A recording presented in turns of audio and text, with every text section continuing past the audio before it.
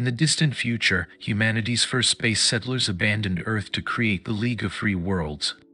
Some planets thrived on lush, sunlit planets, while others struggled on harsher worlds such as planet X-59, a planet enveloped in endless swamps.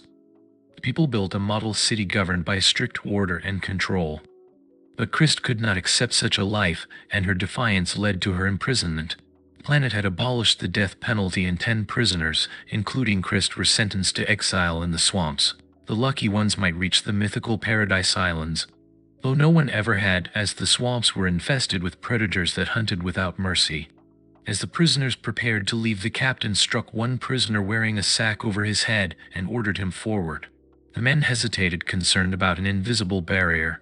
He miraculously avoided its force, prompting the captain to deactivate it. He read out the prisoner's exile sentences, removed the sack, and handed the group a metal box of supplies, warning they had 1 hour to leave or be executed on the spot. One woman collapsed into hysteria, claiming she was an innocent tourist. She tried to flee, but Christ caught and calmed her.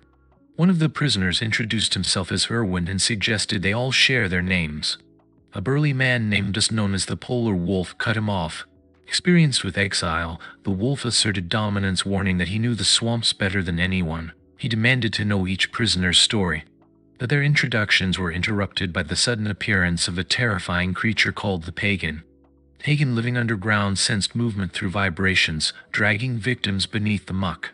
Chris declared she would only follow Erwin, frustrating the wolf. When Erwin challenged the wolf's authority, tensions rose, but Erwin insisted they divide the supplies fairly. As he opened the metal box, the group descended into chaos, grabbing what they could.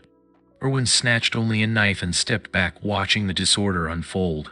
The wolf snarled that he was still in charge, but Erwin calmly demanded supplies for himself and Christ. When one of the wolf's followers tried to grab Christ, Erwin pressed his knife to the man's throat, reminding everyone that infighting would result in execution by the guards. Reluctantly, the wolf handed over a share. Erwin negotiated further by trading food for the metal box, and the wolf grudgingly agreed. As the wolf's group moved on, Christ urged Erwin to help the distraught tourist, but he refused. Erwin said, "She's already dead and she just doesn't know it yet."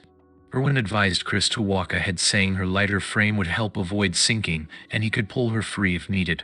As they moved out, the fortress's loudspeaker ordered the exiles toward the shore. The wolf led his group along one path, while Erwin and Chris, dragging the metal box with ropes, followed another. A gunshot rang out from the fortress, aimed at Erwin. He shoved Chris out of the line of fire. As they crawled to safety, Chris spotted strange creatures. Erwin assured her they were harmless and might even serve as food, though she was disgusted by the thought. At a safer spot, Chris noticed Erwin's methodical planning and wondered who he had been before exile. Doubting the existence of the Paradise Islands, she voiced her skepticism. Erwin replied calmly, "If they didn't exist, why would they try to kill me? Because they think I can survive." It was his first time in the swamps, but Erwin seemed sure of the way.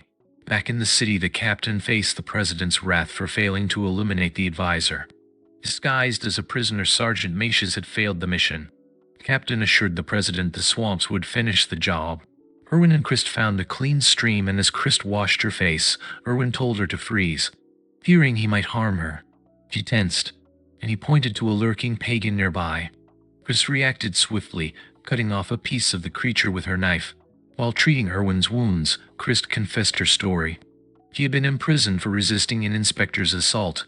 Their conversation was interrupted by the wolf's group, demanding the return of the metal box. Erwin wielded the severed piece of the pagan creature like an electric whip, forcing the wolf to back off. As night fell, Erwin and Christ set up camp. Erwin offered to reveal more about himself if Christ could solve a riddle about the cost of a chocolate bar. But before he could finish, she drifted off to sleep. Christ awoke to eerie noises, the sound of a swarm approaching. Erwin shoved her into the metal box, climbed in after her, and sealed the lid. The creatures swarmed around them, but despite breaching the box's lid, the two emerged unscathed.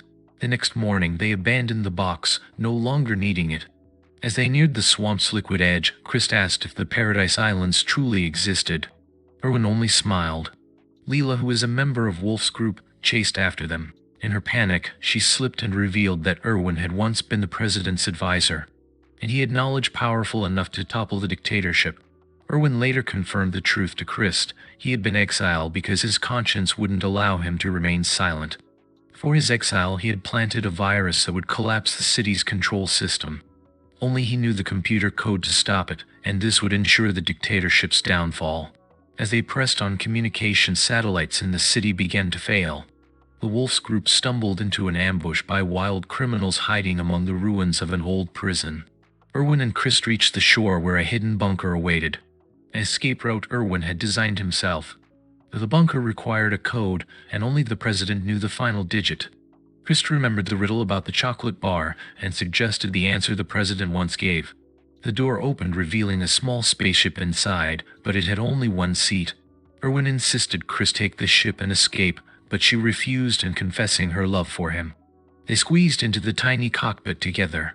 As they took off, their broadcast echoed across the League of Free Worlds, exposing the truth about the planet's oppressive regime. The old system collapsed, but within 10 years an even crueler dictatorship took its place.